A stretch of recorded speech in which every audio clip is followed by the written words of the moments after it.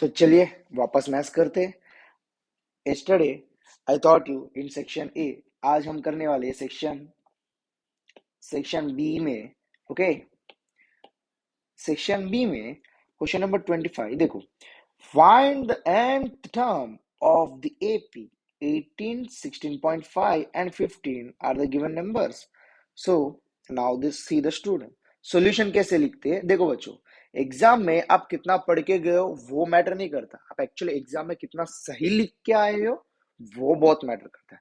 तो आप किस तरीके से लिखना है और किस तरीके से अपना आपको रिप्रेजेंट करना है और पेपर को किस तरीके से रखना है नीट एंड क्लीन, वो मैं आपको सिखाऊंगा। मैंने आपके लिए पेपर सॉल्यूशन बनाया इसमें properly.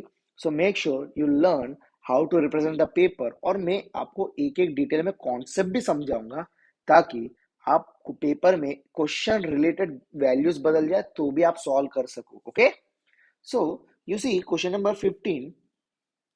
In question number 15 they gave you, यहाँ पे क्या दिया, हमें एपी दिया। ओके, अब उसके अंदर से this one is called our first term and this 16.5 is our D and this 15, तो हमें सॉरी यहाँ पे this is called our first term, and to get D what we will do, A1 this is A2. Okay, so A2 minus A1 will give you what, difference। तो ये मिल गया हमें। अब उसने पूछा क्या है, nth टर्म फाइंड करने के लिए। so for nth term what we have formula, an is equals to a plus n minus 1 into d। तो ये रहा a की वैल्यू, ए की वैल्यू लगा दिया इधर और डी की वैल्यू लगा दिया इधर। ठीक है बच्चों, क्योंकि उसने पूछा nth टर्म और n की वैल्यू नहीं दिया है तो आपको ये लिख के खत्म करना है यहाँ पे। दैट्स इट, आपको कंप्लीट ऐसा टिक करेगा और 2 मार्क दे देगा इधर। Got it, good. Now in 26 what they give you, question number which term of the AP is 13, 20, 27 is 384। मतलब ये दिया हुआ एपी में ये कौन सा टर्म है, यानी ये हो जाएगा आपका ए एन, और यहाँ पे दिया आपको ए, और ये दोनों से मिल जाएगा आपको डी। देन आपको बस ए एन का फॉर्मूला ओपन करके क्या ढूंढना है, एन की वैल्यू ढूंढना है। So see the solution I already give you here. Okay, so in question number 26 if you see clearly, देखो बच्चों हमें एन ढूंढना है, ए एन दिया हुआ है, from the AP we have A and D. अब ये रहा एन इज इक्वल टू दिया है। देखो बच्चों ये ऐसा लिखो तो क्या एकदम सही सेट हो जाएगा।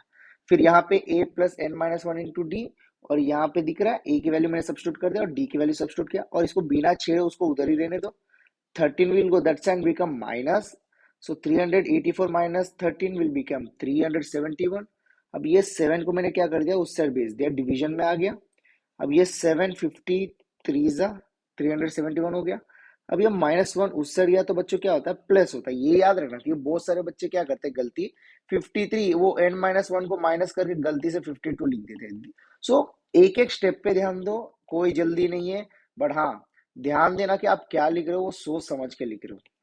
then you have n is equals to 54। okay, next question number 27, the ratio मतलब क्या है, दोनों डिवीजन फॉर्म में, ऑफ द सरफेस एरियाज बोला है उन्होंने। ओके, ऑफ टू स्पीयर बोले थे बबुआ गोला, is 16:9। find the ratio of the volumes, we have to find actually volumes, right? So now see, let the radius of two spheres be r and capital R। तो मैंने ये माना। अब the ratio of the surface area क्या दिया उन लोग ने, देखो सिंपल सी बात है यार, रेशियो बोला और उनका सरफेस एरिया की बात की, तो स्पीयर की सरफेस एरिया क्या होता है, 4πr²। तो ये मैंने ऊपर और नीचे डिवीजन में डाल दिया, और आपको ये दिया है 16:9, इस तरीके से लिखना है। नाउ सी 4π उड़ी, तो आपको क्या बचा, r/r²। अब यहाँ से ध्यान से देखोगे कि ये भी स्क्वायर है ये भी स्क्वायर है, तो इसको मैं होल स्क्वायर ना लगा दूं, और ये 16 किसका स्क्वायर है, 4 का, और ये 9 किसका स्क्वायर है, 3 का। तो मैंने इसको क्या कर दिया, होल स्क्वायर लगा दिया। अब ये स्क्वायर कट गया तो आपको क्या बचा, गॉट इट। नाउ अब ध्यान दो इधर, then actually we need to find volumes. अब रेशियो ऑफ वॉल्यूम्स को मैं क्या लिख सकता हूँ, ध्यान से देखो इधर, रेशियो ऑफ वॉल्यूम क्या होगा हमारा, 4/3 pi R cube, 4/3 pi R cube. तो यहाँ पे कैपिटल आर क्यूब और ये स्मॉल आर क्यूब, ये तो कट गए, उड़ी गए। अब यहाँ पे क्या बचा, आर क्यूब और यहाँ पे कैपिटल आर क्यूब। अब ये तीन दोनों के लिए मैं क्यूब ले लूं एक साथ। अब ये आर बाई कैपिटल आर हमें कितना मिला, 4/3। That substituted, 4 cube is 64 and 3 cube is 27. So what we have answer, 64 is to 27. Easy? Very good.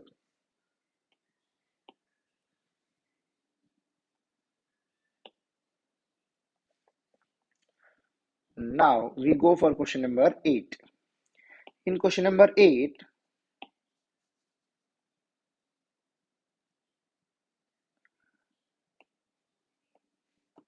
question number 28, the radii of a cylinder and a cone are equal. इसका मतलब cylinder और कोन का radius क्या है, equal है। तो इसको मैं क्या लिख सकता हूँ बच्चों, देखो, the radius of the cone and the cylinder of a cone are equal. So let it we take it as radius h and their heights are also equal. तो उसको मैंने क्या मान लिया, h मान लिया और एक को r मान लिया, रेडियस को। फाइंड द रेशियो, क्या बोला, ratio of the volume of the cylinder and the volume of the कोन। तो देखो, volume of cylinder volume of cone को मैंने डिवाइड में रख दिया। अब वॉल्यूम ऑफ सिलेंडर क्या है, पाई आर स्क्वेयर एच, और वॉल्यूम ऑफ कोन क्या है, 1/3 पाई आर स्क्वेयर एच। अब देखो बच्चों, इधर इन्होंने बोल दिया कि भाई इसका हाइट इक्वल है, रेडियस इक्वल है, पाई इक्वल है। डिनोमिनेटर का डिनोमिनेटर होता है न्यूमरेटर, तो ये आ गया 3/1। तो ये बन गया हमारा रेशियो 3:1। That's it. अब देखो यहाँ पे क्वेश्चन नंबर 29 प्रोबेबिलिटी का पूछा है। इन ए packet containing 500 screws, there are 80 defective screws. A screw is selected at random from the box. Find the probability that the selected screw is non-detective. तो हमें ये पता करना है कि भाई नॉन डिटेक्टिव है, और हमें क्या दिया भाई, सॉरी डिफेक्ट, नॉन डिफेक्टिव, और यहाँ पे क्या दिया है, डिफेक्टिव का दिया। डिफेक्टिव कितने, 80 है, और टोटल 500 में से अगर 80 डिफेक्टिव है, तो देखो मैं यहाँ पे लिखा हूँ अच्छे से एकदम, देखो देखो ध्यान से। तो हम क्या लिखेंगे, पहले तो टोटल स्क्रूज लिखने का, फिर नंबर ऑफ स्क्रूज लिख दिया जो डिफेक्टिव दिया। तो नॉन डिफेक्टिव कितना होगा बच्चों, yes yes think yes, 500 minus 80, तो you have 420 as non-defective screws.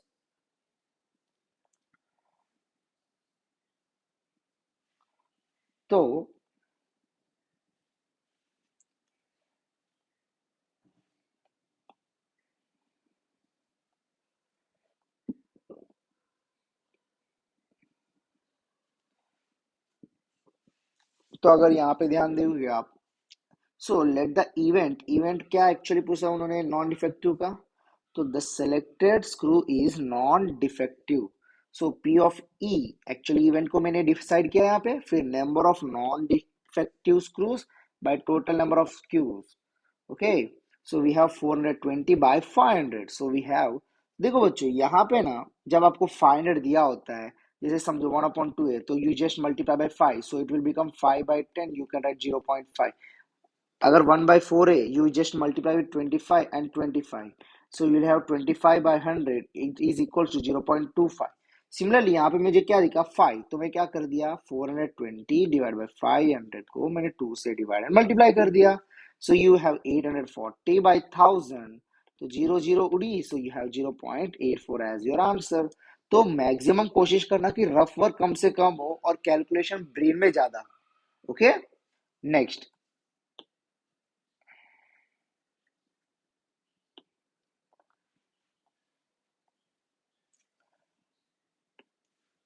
अब बच्चों देखो question number 30।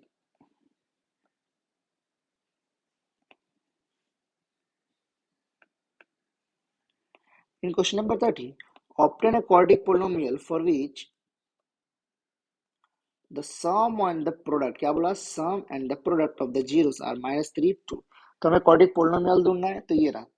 So sum of the zeros alpha plus beta -3 दिया, product of zeros alpha into beta 2 दिया है। So quadratic polynomial is given as k times x square minus alpha plus beta x plus alpha into beta। दिख गया। अब where k is not equal to zero लिखना मत भूलना, क्योंकि अगर के जीरो हो जाएगा बबुआ, so you will have that this complete zero, then how can you say that it is a quadratic polynomial? Got it? तो इट्स वेरी सिंपल। तो बस यही चीज ध्यान देना। और ये रहा, अब अल्फा प्लस बीटा को हमने क्या लिखा, यहाँ पे दिया उसने -3 और ये 2, तो वो लिख देने का, दैट्स इट। अब लास्ट में लिख देना quadratic polynomial is p of x square plus 3x plus 2। अब देखो यहाँ पे एक्चुअली माइनस माइनस प्लस हो गया। हाँ भाई, जबरदस्ती माइनस मत लगाना, समझे क्या? ठीक है। Now in question number 31 you see this. पहले क्वेश्चन समझते हैं। Find the zeros of the quadratic polynomial x square plus 7x plus 10 and verify the relation between the zeros and the coefficient। Do remember, ये exactly आपका text book का ही question है, बस आपको simply solve करना है। देखो बच्चों, क्वाड्रेटिक पोलिनोमियल से हमने क्या यूज किया, पहले फैक्टराइजेशन मेथड यूज किया, फिर फैक्टराइजेशन मेथड में क्या किया, देखो एक्चुअली 10 1 जा 10 होता है ना, तो 10 को मैंने क्या कर दिया, 5 2 जा करके तोड़ दिया। सो आई राइट 5 + 2 = 7, तो ये रहा 7 आ गया, और दोनों ही प्लस में चाहिए, so we divided 7x as 5x and 2x। अब यहाँ से x कॉमन निकाला तो ये 2x में से एक बच गया इधर, और पाई x में से x गया तो 5 बच गया। और याद रखना, जो ब्रैकेट यहाँ बनता है ना वो इधर भी बन जाता है, अगर आपका परफेक्ट क्वाड्रेटिक में आपने प्रॉपर फैक्टर्स लिए हो तो। So now you have here, तो x + 5 कॉमन, फिर क्या बचा x एंड 2, तो x + 2 बच गया, तो x + 2 = 0, x + 5 = 0। तो you have this two answers, तो let's conclude this as alpha and beta. तो वेरीफाई कर रहे हैं हम लोग किस तरीके से, अल्फा ए बी सी का वैल्यूज मैंने ले लिया, जो क्वाड्रुपोलिनोमियल उसने दिया था, ये रहा a की वैल्यू 1, b की वैल्यू 7, c की value 10।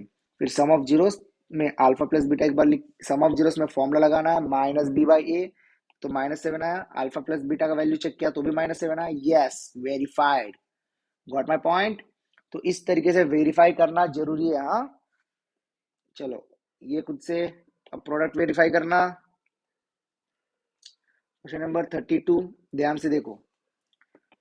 Without finding the zeros of alpha beta, the polynomial p of x is equal to x square minus 13x plus 6. Find the values of 1 by alpha plus 1 by beta and alpha square plus beta square। ये find करना है, तो उसके लिए ध्यान से देखो, इन्होंने ये बोला है कि भाई बिना जीरोस फाइंड किया, बिना जीरोस फाइंड किया का मतलब क्या है, आपको ना ही कोई मेथड यूज करना है इस पोलिनोमियल को सॉल्व करने के लिए। सो उस सिचुएशन में क्या कर सकते हैं हम लोग, first of all they said that alpha and beta are zeros. तो भाई बिना जीरोस फाइंड किए ये फाइंड करना है, तो ये आपके लिए मैंने सॉल्व किया। पहले मैंने क्या कर दिया पता है, ए बी सी मैंने डिसाइड करके रख दिया comparing with the standard quadratic equation. और से एक्चुअली मैंने क्या कर दिया, पहले स्टैंडर्ड क्वाड्रेटिक पोलिनोमियल के साथ मैंने इसको इक्वेट कर दिया। अब उसके बाद अल्फा इंटू बीटा और अल्फा प्लस बीटा का वैल्यूज मैंने लिख लिया। अब एक्चुअली क्या गेम यहीं पे छुपा है, see my dear student, 1 by alpha plus 1 by beta is given, right. इसको क्या करते हैं हम लोग, क्रॉस मल्टीप्लाई करते हैं। तो यहाँ पे हो गया अल्फा प्लस बीटा, और ये दोनों का हो गया alpha into beta. You see this, alpha plus beta is sum of zeros, और सम ऑफ जीरोस की वैल्यू हमारी कितनी आई, 13/6, और अल्फा इंटू बीटा की वैल्यू कितने आई, 1। तो यही चीज का ध्यान देना, एक एक चीज डिटेल में। तो इस तरीके से इसका आंसर आ गया। And alpha plus beta whole square को, देखो बच्चों, alpha plus beta whole square को मैं alpha square plus 2 alpha beta plus beta square लिख सकते हैं। It means I am using actually A plus B का होल स्क्वायर। अब देखो बच्चों, हमें actually alpha square plus beta square चाहिए, तो 2 अल्फा बीटा क्या कर रहे थे, तू उधर निकल जा, तो उधर भेज दिया तो क्या हो गया, माइनस हो गया। तो दिख रहा है alpha square plus beta square, देखो ये रहा। अरे ये तो जादू है भाई, आपको कुछ चीजें खुद से ढूंढना पड़ेगा, सब रेडीमेड थोड़ी ना मिलता है। कोई बात नहीं, अब तो मिल रहा है, तो दिमाग सीखो, यहाँ पे दिमाग लगाओ। Alpha square plus beta square is equal to alpha plus beta का whole square minus 2 times alpha beta, ये हमें मिल गया यहाँ से। तो यही कंफ्यूजन होता है एग्जाम में बच्चों, जब आप कुछ नया चीज देखते हो ना, तो आप रिलेट करो उस चीज से, रिलेट। तो ये रहा आपका आंसर। अब तो खुद से सॉल्व करना पड़ेगा भाई, 10वीं में आ गए। अब ये क्वेश्चन नंबर 33, कौन है रे ये पूछते हैं, बट अच्छा पूछ लिया, वरना क्या होता भाई, Sin 60 cos 30, sin 30 cos 60. Do you remember? This is textual question.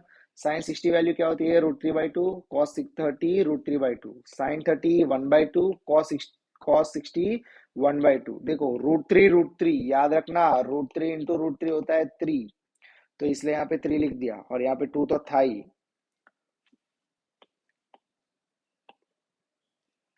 फिर ये क्या आएगा आपका आंसर? ये रहा। फिर ये 1/2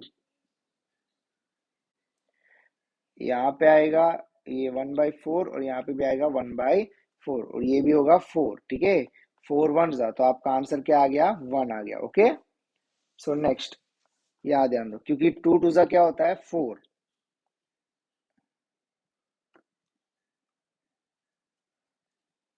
now 34, for triangle ABC prove that cos B plus C by 2 is equal to sin A by 2. For triangle ABC A plus B plus C is equal to 180 degree, क्योंकि कोई भी ट्राइंगल का angle का addition क्या होता है? 180। Inside के सारे एंगल्स का एडिशन करोगे तो हमें ये प्रूफ करना है। तो देखो बच्चों, B प्लस सी को अगर मैं ऐसा लिख सकता हूँ, ये B प्लस सी इधर रख के A को उधर भेज दूंगा, तो we can write 180 minus A। तो ये आ गया आपका, और ये 2 को मैंने क्या कर दिया? डिस्ट्रीब्यूट कर दिया, तो 2 कितना हो गया? 90, और यहाँ पे A/2 बच गया। So your answer is cos 90 minus theta. Actually क्या होता है? साइन थीटा, क्योंकि साइन थीटा को हम लोग क्या लिखते हैं बच्चों? cos 90 minus theta. इसका मतलब ये जो वैल्यू है, ये साइन का थीटा था। तो ये रहा, RHS आपका प्रूफ हो गया, एंड प्रूव। ओके, चलो अब आगे, question number 35। Point A lies in the exterior of a circle with center P and the radius 7 centimetre. तो एक्चुअली इन्होंने क्या बोला कि एक सर्कल है। हाँ हाँ, ये सर्कल के अंदर ये जो ट्राइंगल दिख रहा है आपको,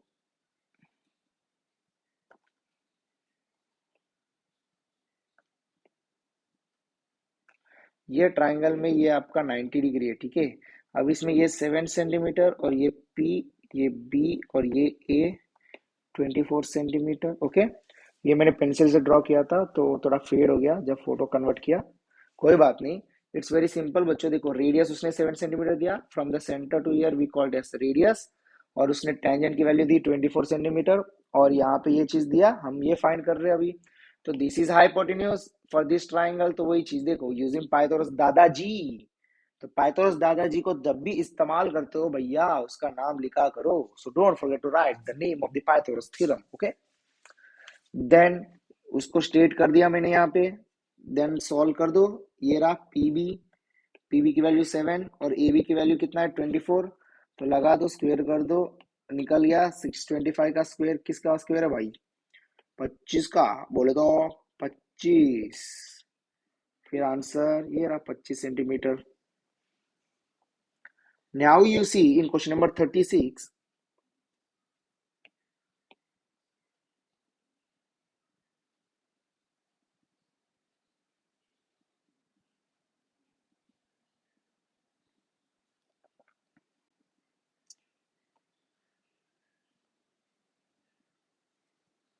See, a circle artist is climbing a 20-meter long rope which is tightly stretched and tied from the top of a vertical pole to the ground.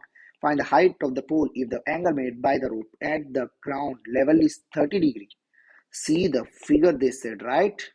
So let's see the figure. तो अगर ये diagram आप अच्छे से देख रहे हो, तो आपको यहाँ पे आइडिया आ गया होगा। देख के, ये तो टेक्स्ट बुक का क्वेश्चन है।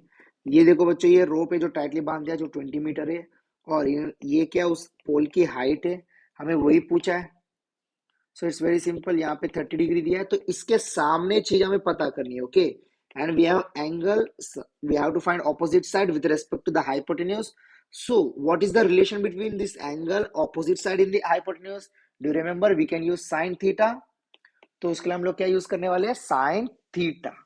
तो ये रहा answer, sine theta is equal opposite by hypotenuse, तो sine C A B by A C. फिर साइन 30 क्या हो गया? ए बी बाई 20, तो मैंने 10 सेंटीमीटर ढूंढ लिया। फिर लास्ट में स्टेटमेंट लिखना मत भूलना, and height of the pole is 10 metre. Okay, now let's go further. बस अब दो ही क्वेश्चन पे दूरी पे। Find the coordinates of the point diving the line segment joining points A to 1 and B -2 -1 in the ratio 1:1। इस देखो बच्चों, ये क्या है, ये लाइन ये दिख रहा है आपको, ये P और ये B की वैल्यू। उन्होंने क्या बोला, 1:1 का मतलब क्या होता है पता है, कि दो, एक यहाँ से और यहाँ से, मतलब इक्वल रेशियो में। इक्वल में मतलब क्या हो गया, कि ये दो इक्वली डिवाइड हो गए। तो अगर A और B के बीच में P है तभी ये रेशियो एक सा होगा। सो अरे ये तो बिल्ली बन गई रे, वाह, कोई बात नहीं। Let P of xy be point dividing line segment AB in the ratio 1:1। तो 1:1 का मतलब ये क्या हो गया भाई, अपना P जो है मिड पॉइंट हो गया। Now you see dear students that P of xy is written as midpoint formula x1 plus x2 by 2 y1 plus y2 by 2, भूलना नहीं। अब ये रहा, x1 की वैल्यू क्या हो गई 2 और x2 की वैल्यू क्या हो गई -2। तो लगा दो, ये हो गया 0, तो ये पूरा हो गया 0। क्लियर हो गया। तो ये 0 0 इसका मतलब क्या भाई, ओरिजिन पे ही सेंटर था। The last question of this section 38। भाई यार मजाक कर रहा है क्या। Find the sum of the first 15 terms of the AP 12। देख भाई क्या पूछ लिया, खुशी के मारे नाचने लग जाना है बोर्ड एग्जाम में। क्या आसान क्वेश्चन पूछ लिया आप लोगों को। फर्स्ट 15 टर्म्स के उसने क्या बोला भाई, सम पूछ लिया, यानी क्या पूछा, S15। सिंपल है, n/2 twice a plus n minus 1 into D, और n की वैल्यू 15 लगाते जाओ। देखो ये रहा सोल्यूशन। 12 17 22 दिया है, उसमें से a की वैल्यू ढूंढ ली, d की वैल्यू ढूंढ ली, n दिया है, Sn ढूंढना है। Sn का फॉर्मूला लगा दो, फिर क्या करना है, वैल्यू सब्स्टिट्यूट करो, और यहाँ पे 14 5 से कितना होता है 70, 70 प्लस 24 94, 94। तो ये मैंने क्या कर दिया, कटिंग कर दिया, कितना हो गया हमारा 47। 47 इंटू 15 क्या हो गया 705। So that's it, your answer is completed here. तो सेक्शन भी कंप्लीट हो गया। सो डेफिनेटली सेक्शन सी भी अपलोड करूंगा मैं। स्टे ट्यून्ड और मेक श्योर कि आप इसको अच्छे से प्रैक्टिस करो। देखो बच्चों, the more you practice the more you learn. Okay, अगर आपको कोई भी डाउट हो नीचे जरूर कमेंट करना। आई इफ मैं श्योर हेल्प करने की पूरी कोशिश करूंगा, and definitely I will help out yours. Thank you.